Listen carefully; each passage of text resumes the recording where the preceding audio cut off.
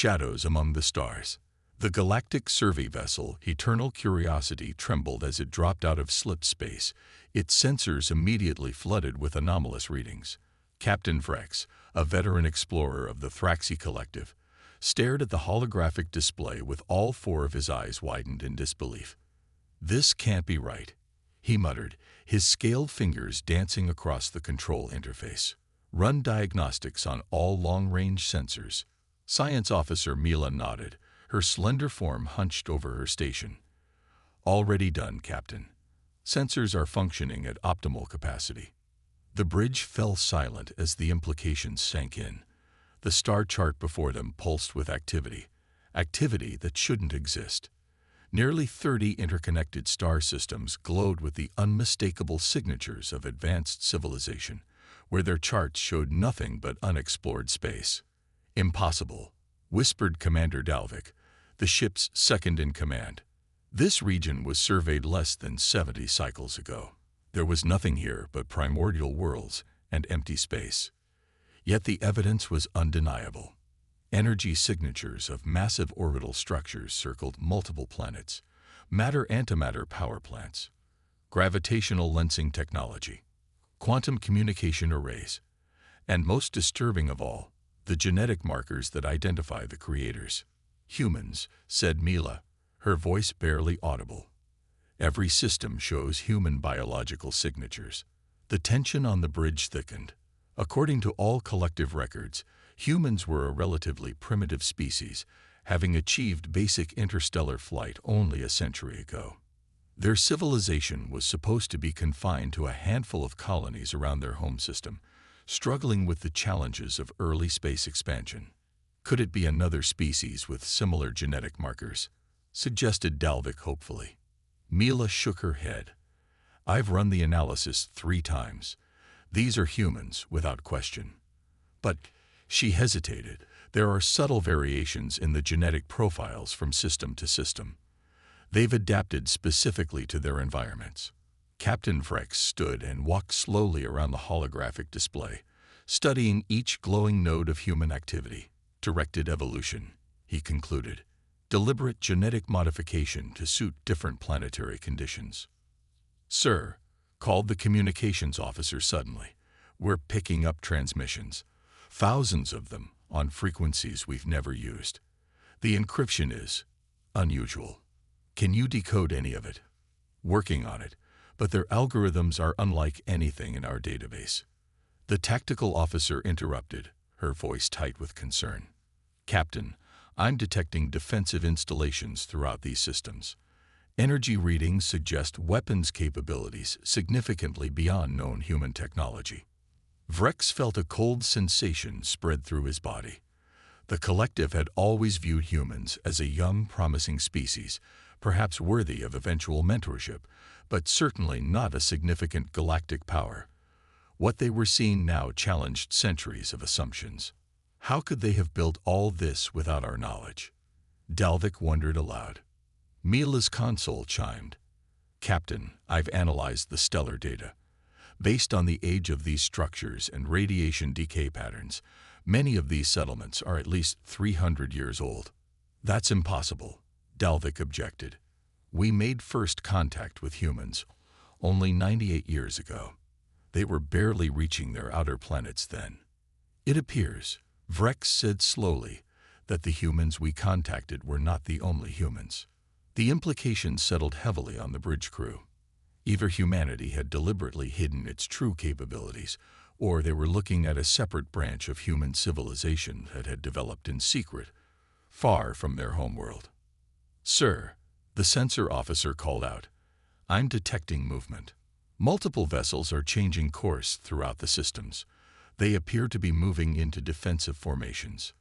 Vrex's scales rippled with tension. "Have they detected us?" "Unknown. But wait." The officer paused, working frantically at his station. "Captain, these vessels were already in motion before we arrived. The timing of their maneuvers, it's as if they anticipated our exact arrival coordinates." A chill spread through the bridge. The collective had developed slip space technology over millennia. It was their greatest advantage, unpredictable, untraceable, faster than light travel. "They knew we were coming," whispered Dalvik. The communications console suddenly illuminated, and before the officer could react, every screen on the bridge flickered.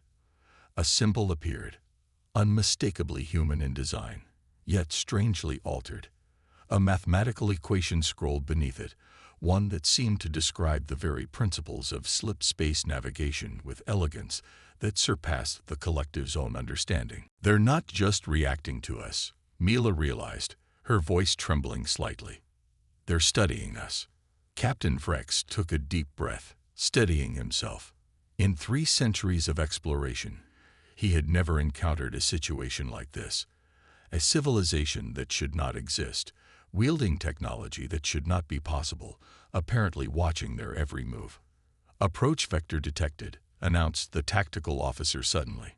"Multiple objects on intercept course. Small, faster than our tracking systems can properly resolve." "Weapons?" asked Vrex sharply. "Unknown, but they're adjusting their trajectories with precision that suggests advanced guidance systems." The captain made his decision. "Defensive posture. Shield at maximum. Prepare for emergency slip space jump if needed." "Sir," Mila said quietly, "if they can predict our arrival, they may be able to predict our departure as well." The approaching object suddenly slowed, forming a perfect spherical formation around the Eternal Curiosity, maintaining a distance of exactly 1,000 kilometers, close enough to reach instantly, but far enough to respect boundaries. Not a single object was out of position by even a meter. The communication system chimed again, and this time a message appeared, written in perfect standard collective language. "Welcome, travelers from the Thraxi Collective. We have been expecting you. Please maintain your position. We mean you no harm, but caution is advised. Your understanding of us is incomplete, as is your understanding of yourselves. Diplomatic envoys are en route. Prepare for enlightenment." Vrex exchanged glances with his officers. The message was polite, even welcoming, yet there was an unmistakable subtext. "We are in control of this situation." "Sir," the tactical officer reported, voice strained, "I've completed analysis of those objects surrounding us. They aren't weapons platforms as we initially thought." "What are they?" "Based on energy signatures, they appear to be observation platforms, incredibly sophisticated ones. And sir," she hesitated, "they've been collecting data on collective vessels for at least 200 years. The bridge fell silent once more as the full weight of the situation became clear. This wasn't first contact. This wasn't even second contact. These humans had been studying the collective for generations, gathering data, learning everything about them while remaining completely hidden. Until now. They'd wanted us to find them. Vrex realized. This isn't a discovery, it's a revelation. A larger vessel was now approaching, its design elegant and functional in a way that suggested both aesthetic consideration and deadly efficiency. As it drew closer, the crew of the Eternal Curiosity faced an uncomfortable truth. They weren't the explorers here. They were the explored. The weight of knowledge. The human diplomatic vessel, designated Prometheus Ascended, docked with the Eternal Curiosity through an adapter system that sealed perfectly to collective specifications, further evidence that humanity had been studying them for centuries. Captain Vrex waited in the reception chamber with Mila and Commander Dalvik, all three struggling to maintain composure. First contact protocols were useless here. This wasn't first contact, and they were clearly not in the dominant position. The airlock cycled, and 3 humans entered. At first glance, they appeared ordinary, 2 females, and 1 male by collective understanding of human biology. But as they moved closer, subtle differences became apparent. Their movements were too precise, too efficient. Their eyes reflected light differently, and their skin seemed to shift slightly, adapting to the environmental conditions of the chamber. "Greetings, Captain Vrex," said the central female figure, her voice rich and melodious. "I am Ambassador Ilara Chen, representing the Solarian Concordat. With me are technical liaison Marcus Okafor and cultural attaché Sofia Rodriguez. Vrex forced himself to respond according to protocol. Welcome aboard the Eternal Curiosity. I must express my surprise at finding such an extensive human presence in this region. Ambassador Chen smiled, a perfect reproduction of the expression, yet somehow unsettling. Yes, we understand your confusion. The information available to the Thraxi Collective regarding humanity is selectively incomplete. You've been hiding from us, Commander Dalvik stated bluntly. Not hiding, corrected Marcus Okafor, the male. Developing. There is a difference. Mila stepped forward slightly. Your genetic profiles show specific adaptations to various environments. You've been engineering yourselves. Sofia Rodriguez nodded. Adaptation is humanity's greatest strength. Evolution need not be left to chance when it can be directed with purpose.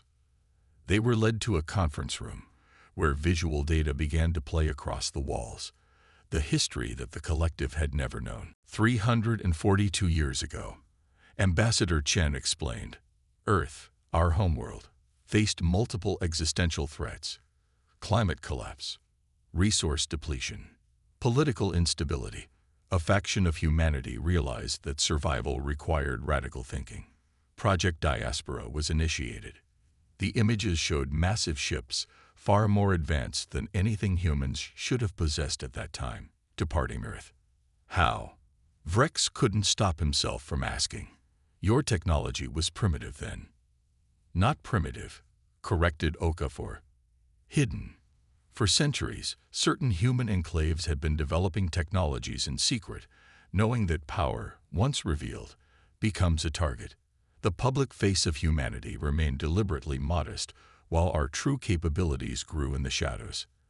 The presentation continued, showing the establishment of the first colonies, each one designed as a specialized evolutionary laboratory. On high-gravity worlds, humans developed denser bone structures and more efficient cardiovascular systems. In radiation-heavy environments, they evolved cellular repair mechanisms that made cancer and aging nearly obsolete. On water worlds, they adapted respiratory systems that could extract oxygen directly from liquid. This wasn't just survival, Mila realized. This was deliberate speciation. Directed evolution, agreed Rodriguez. Each environment presented unique challenges. Rather than forcing worlds to adapt to us, we adapted to them. But why remain hidden from the galactic community? Asked Vrex. The collective has peaceful relations with dozens of species. The three humans exchanged glances before Chen answered. Because of what we discovered about the collective itself, about all established galactic powers. The displays change, showing historical data that Vrex recognized. The exploration and incorporation of new species into the collective. But the human perspective added context he had never considered. You call yourselves explorers, said Okafor, but your exploration has patterns. You find developing civilizations. You make contact when they reach a specific technological threshold. You guide their development along approved paths. You incorporate them into your economic and political structures. We help species avoid the pitfalls of technological adolescence. Dalvik defended. We share knowledge, prevent conflicts. You ensure they develop in ways that don't threaten existing power structures, countered Rodriguez. Species that develop along unexpected lines or refuse integration find themselves isolated, contained. Vrex wanted to object, but the historical data scrolling before him made uncomfortable connections he couldn't deny. Humanity chose a different path, continued Chen. We observed the galaxy for centuries. We learned your languages, your technologies, your limitations. We developed in parallel, incorporating useful concepts, but refusing to be bound by conventional thinking. And now? Asked Vrex quietly. Why reveal yourselves now? Because the galaxy is changing, Chen replied. Threats are emerging that the collective's consensus-based approach cannot address. Threats that require humanity's unique perspective. Images appeared of spatial anomalies at the galaxy's edge, rifts in reality that collective scientists had been monitoring with growing concern. "The breach," whispered Mila. "You know about it." "We know more than you do," said Okafor. "We've been studying it for decades. Something is coming through, something that doesn't think or perceive reality as we do." The collective's response has been observation and debate, while humanity's response has been preparation and adaptation, finished Rodriguez. Captain Vrex struggled to process everything. In a single day, all his assumptions about humanity, about his own civilization's place in the galaxy, had been upended. "So this revelation is an offer of partnership," said Chen. "Not integration into your collective, but a genuine alliance between equals. Humanity has remained separate not out of fear, but because we needed to develop without constraints. The conventional path of species development would have left us unprepared for what's coming." The displays showed one final image: human vessels positioned near the spatial anomalies, using technologies Vrex couldn't even comprehend to stabilize the breach. "We've bought time," said Okafor, "but not a solution. That will require resources and perspective beyond Egonar capabilities." Vrex looked at the three humans, representatives of a civilization that had watched from the shadows, studied everything, prepared for threats his own people barely understood. "The collective council will need to be informed," he said finally. "This changes everything." "Yes," agreed Ambassador Chen, with that perfect yet unsettling smile. "That's precisely the point." As the human delegation returned to their vessel and the Eternal Curiosity prepared its report to Collective Command, Captain Vrex stood alone on the observation deck, watching the stars.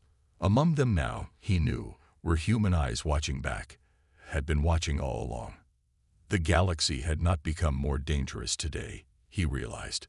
It had simply become more honest, and perhaps, with humanity's emergence from the shadows, more prepared for whatever was coming through the breach.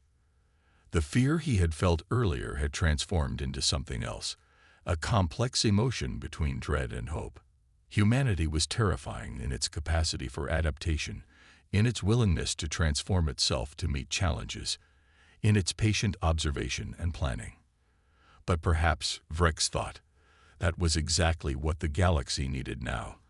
A species that inspired fear not through conquest, but through competence. As the human diplomatic vessel separated from the Eternal Curiosity, it transmitted one final message. "We have been watching. We have been learning. We have been preparing. Now we can begin working together.